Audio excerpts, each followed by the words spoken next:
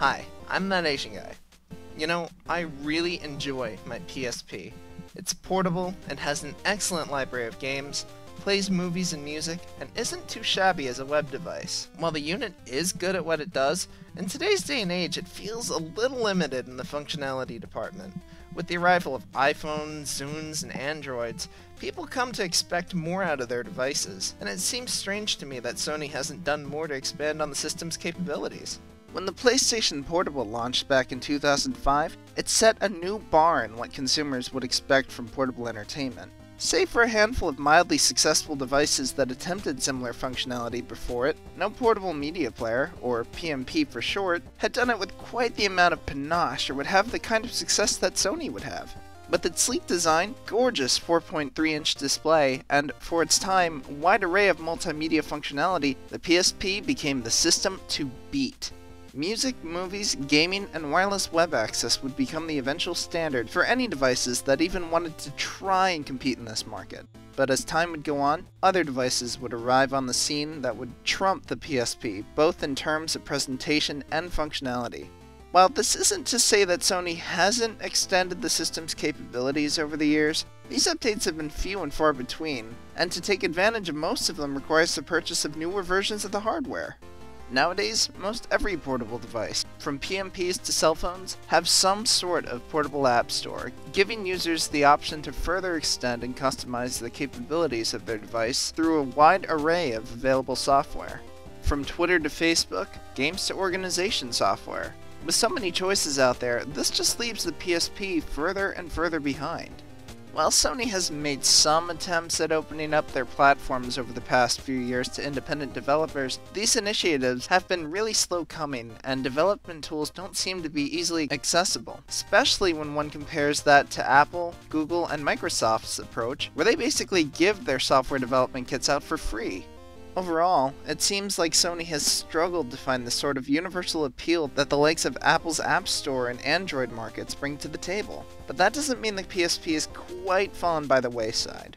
Known to most who own modded or firmware-hacked PSPs, there are dozens, if not hundreds, of endeavoring individuals coming up with new and innovative ways to use the PSP hardware and bringing new and useful applications, games, and ports to the device.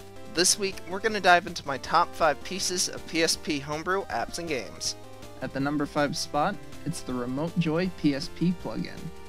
While I know it's not technically a PSP application, it does offer the very cool ability to output PSP video to any PC with a USB 2.0 input, and it's also what's making this video possible. While it's not perfect and doesn't work with every game or application, it is a good alternative option to those with only a PSP 1000 model and don't have the ability to output video at all. At number 4, it's Booker.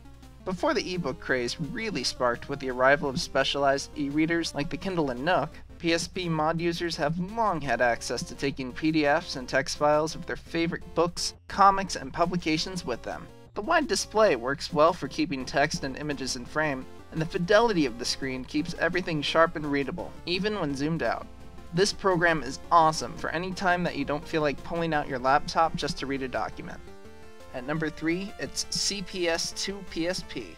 When I was originally putting together this list, I had initially made the choice to stay away from emulators, but this one is just so cool it can't go without mentioning. This amazing programming feat is brought to the PSP courtesy of the mysterious programmer NJ. CPS to PSP allows you to relive many of the Capcom Play System classics like X-Men vs. Street Fighter, Alien vs. Predator Arcade, Marvel Superheroes, and, of course, Marvel vs. Capcom. Got a friend with a PSP? You can wirelessly play games via an ad hoc connection. If you're a gamer that grew up in the 1990s and loved playing these gems in the arcade, then you have to check out this incredible tribute to the past. At number 2, it's PSP Legacy. It's one thing for a portable to run Doom, but to take the extra step and port Doom Legacy with all its additional bells and whistles intact, this is a whole different ballgame entirely. Sporting improved visuals, PWAD support, the added ability to look, jump, and aim, this lovingly updated version plays well on the PSP, given its sometimes difficult controls. It's a welcome addition to the largely FPS void PSP, and any traveling gamer with an itchy trigger finger is bound to enjoy this one. And at the #1 spot, it's PSP Revolution. If you're a DDR nut like I am, then you owe it to yourself to check out this Stepmania port.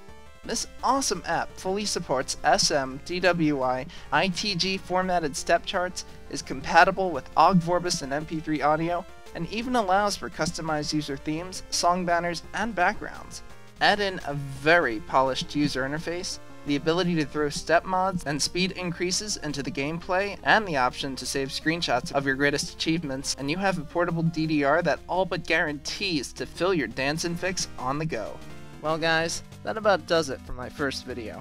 I'd like to thank you all for checking out my stuff. If you have any questions, comments, or recommendations, feel free to contact me at any of the links below.